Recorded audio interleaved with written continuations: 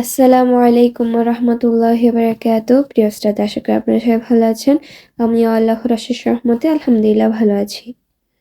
প্রিয় শ্রোতা, আমাদের মধ্য থেকে যদি কোনো প্রিয়জন মৃত্যুবরণ করেন অথবা দুনিয়ার থেকে চিরবিদায় হয়ে চলে যান, তখন নবী করিম সাল্লাল্লাহু আলাইহি ওয়াসাল্লাম বলেছেন, মৃত ব্যক্তির স্বজনদের সুখার্তদের জন্য তোমরা দোয়া করো।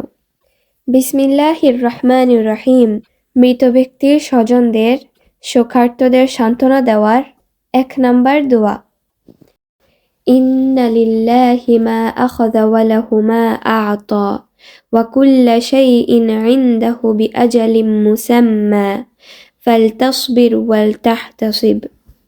আমি এই দোয়াটাকে আরেকবার বলিতেছি।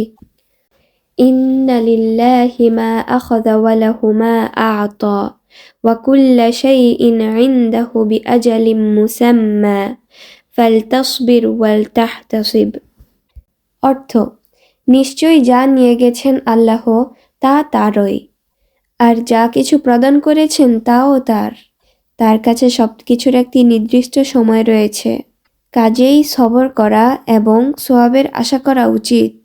বুখারী ১২৮৪, মুসলিম ৯২৩।